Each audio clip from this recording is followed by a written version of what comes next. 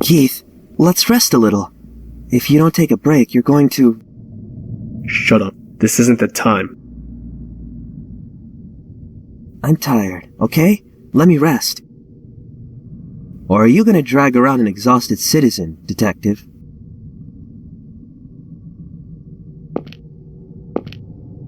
Lend me your lighter. You've got one smoke to rest.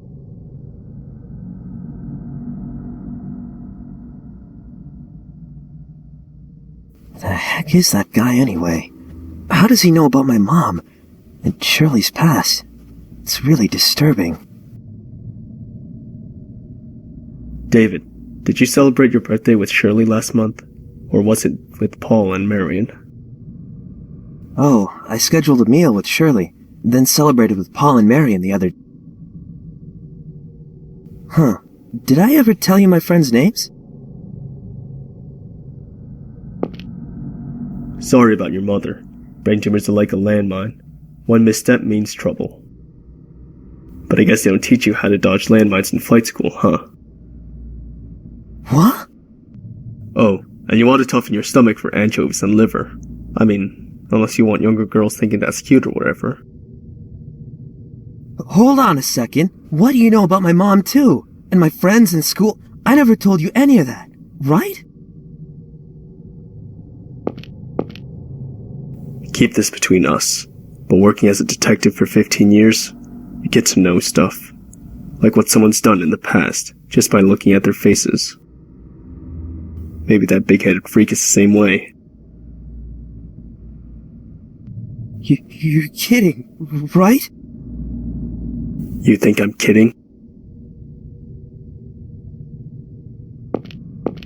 You're a real sucker. Take care you don't get swindled someday.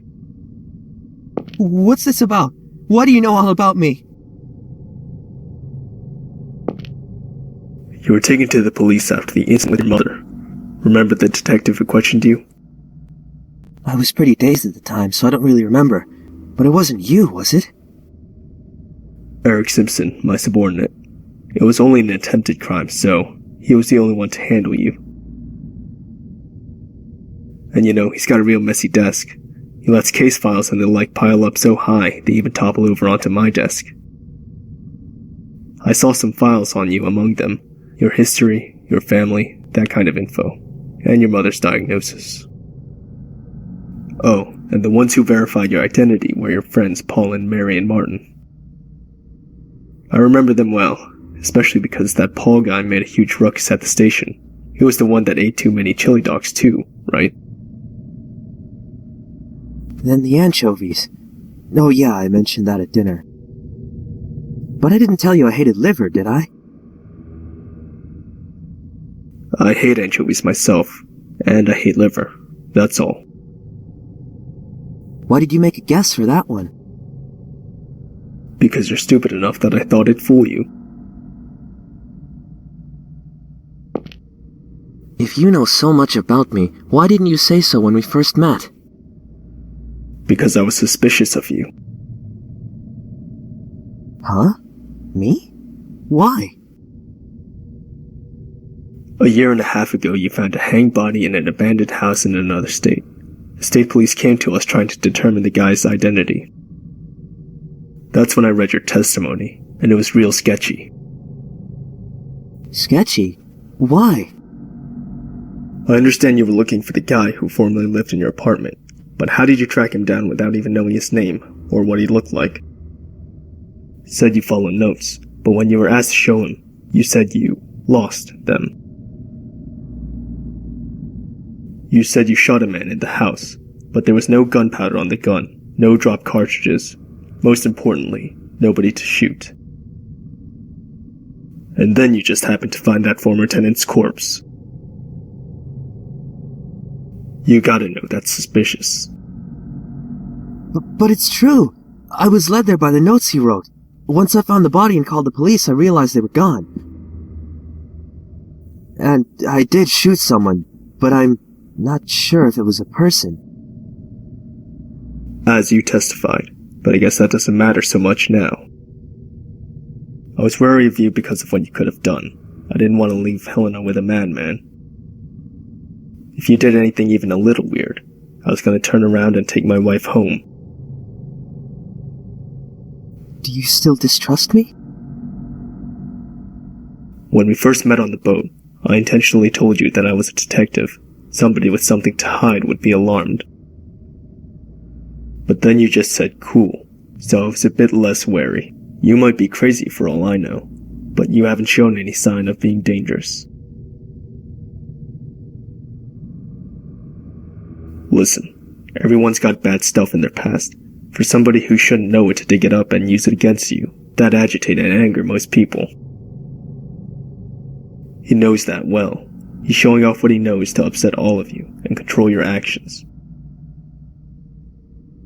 He's done it to you, to Richard, to Lance. Lance, too? He's an ex-journalist. Took photos of that job, too. When he published articles, he signed his photos with LK. He investigated the state police during a sexual assault and murder case 3 years back, but went too far. The victim's family and civil liberties group attacked him for invasion of privacy, and he was driven out of journalism. How do you know about all that, Keith? Doesn't matter. Well, I understand that those are the guy's methods, but how does he know all of our pasts in the first place?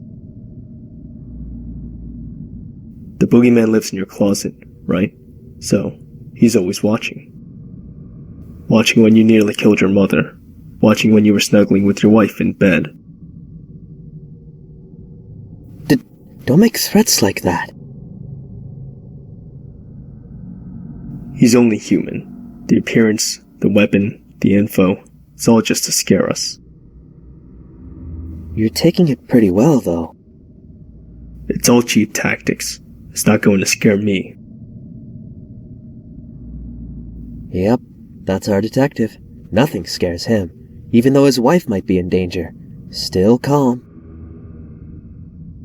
If I let myself be shaken, you'd all follow suit. I can't protect anyone if I get distracted. A detective doesn't just go fishing for corpses. I've got my lousy pride and my duty. I can't just watch while someone kills people with a grin on their face. Even if you're forsaking someone important to you? What are you trying to say? There's a big gap between your ideal and what you really want. It's contradictory. Isn't that painful for you?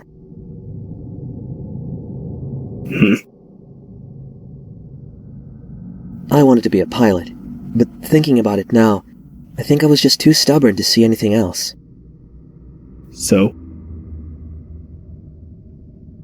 You'll understand someday. Thinking of taking a nap here? Let's go. Keith, those things you said before, were you trying to make me angry? I don't intend on telling anyone your history, nor your family problems. Sorry if you're still pissed. No, it's fine. I guess I am kind of a brat.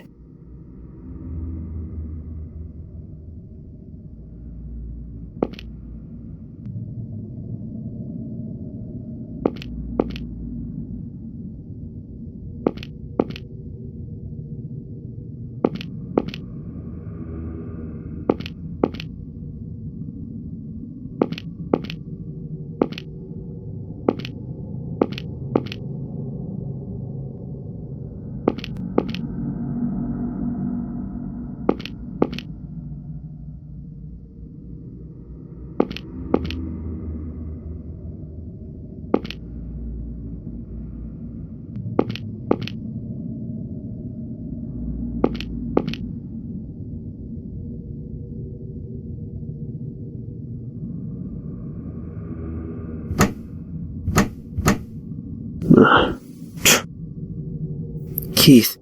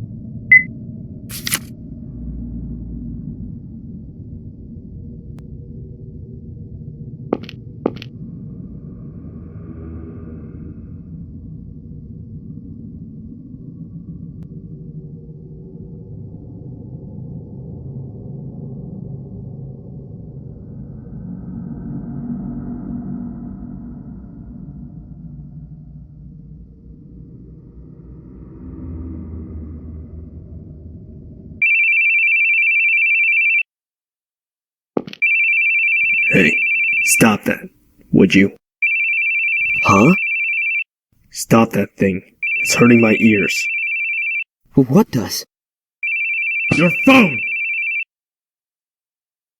I hate hearing phones ring. It's yours, right? Make it stop already! Calm down. Make it stop! Calm down, please. Where are you hearing a phone ringing? There's no phone ringing. In fact, I think I lost my cell phone earlier. So please, calm down.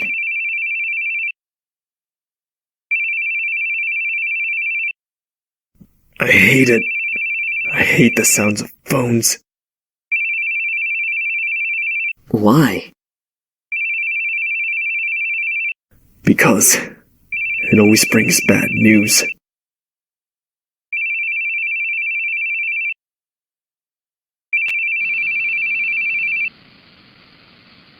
Excuse me.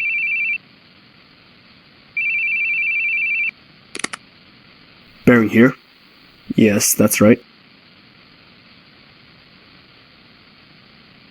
I'll be there.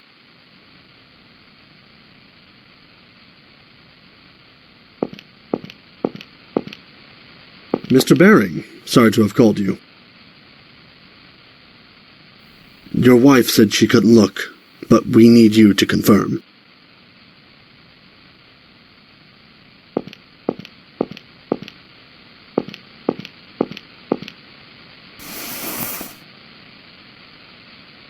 It's my son. Are you sure? He's wearing the clothes from this morning. My wife sewed his name on then. Todd Baring. Check behind the neck.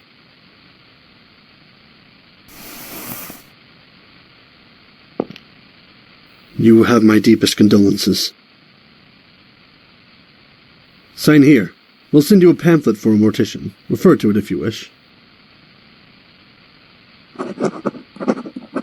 Thank you. There's a nurse waiting outside. Tell them if you need any help. Now, please excuse me.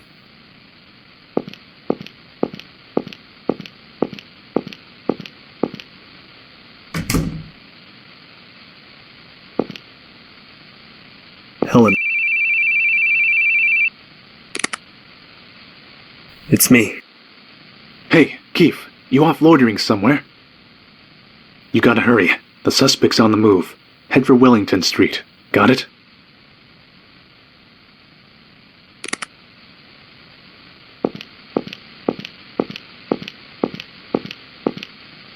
Don't go. Stay with me.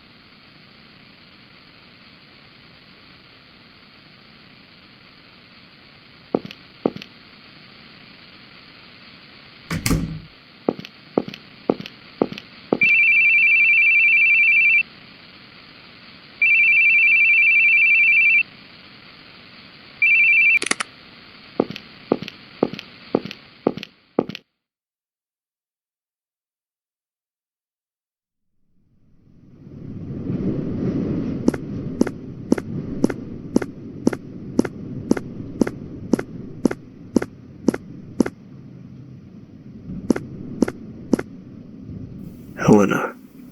Please don't leave without telling me. It makes me worry. It's been a year now.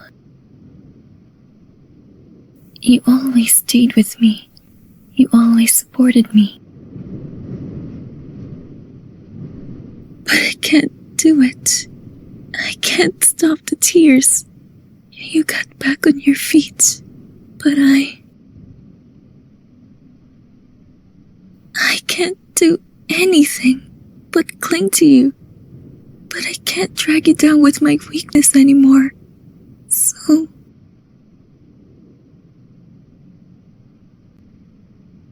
You know what I thought when I saw his body? I thought I failed. Can you believe that? That a parent would think that after losing a child? But it's true.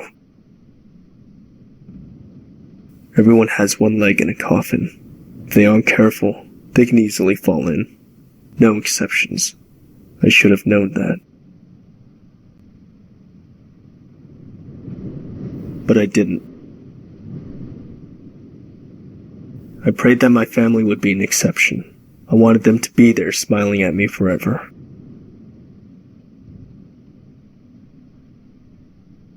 When I saw him in the hospital, something died in me. I wanted to kill the one who took my son from me. And you know, some people smile about the deaths of others. I lost all hesitation to punish those people.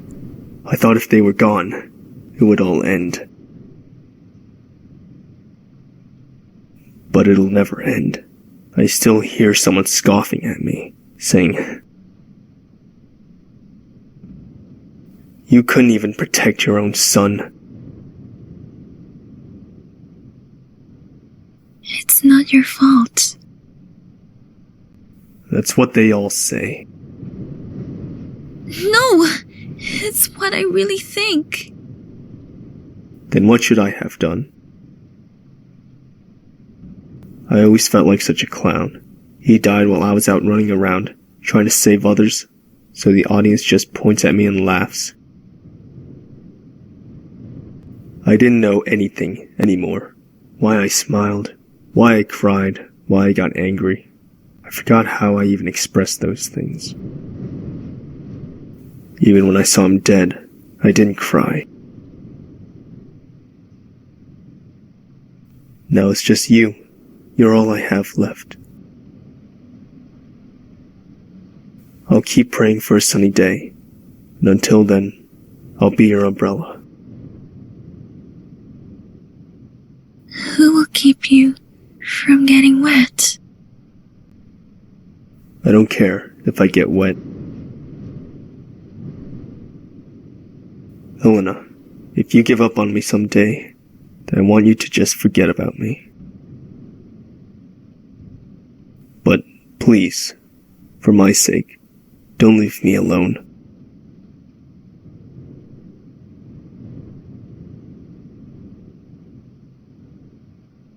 Don't cry, Keith. I never cry. No, you're crying. You've always been crying. I'm sorry for pushing my complaints on you. I'll get stronger so I can protect you. Whatever happens, you're someone I never want to lose.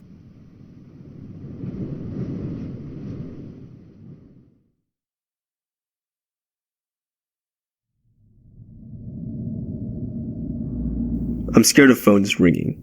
I feel like someone's going to tell me about a death in the family again. Ever since then, I haven't been able to answer calls. Why'd your son die?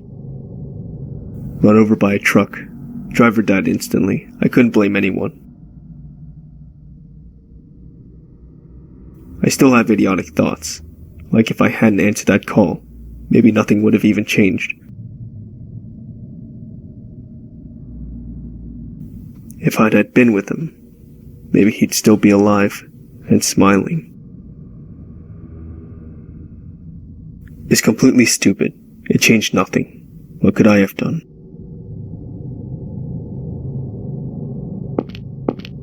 Sorry for grabbing you. I was just confused. Let's go. It's not your fault. It's not your fault. I know that. No, you don't understand. You're clever, so you're trying to fool yourself, saying, "It's not my fault," to convince yourself of that. But you can't fully deceive yourself. Deep in your heart, you still blame yourself. So you desperately try to protect everyone, even people you just met. Protecting people as a detective lets you make up for it. You can replace your guilt with pride and a sense of duty, but that isn't going to save you. Even if you only protect what you really feel is important, no one will blame you for it. Don't act like you know so much. I'm only doing what I should be doing. And you're deceiving yourself with it. You're wrong. I'm not wrong. Then why's my son dead? It's not your fault. Everyone has things they're powerless to help. So stop lying to yourself, please. Just forgive yourself.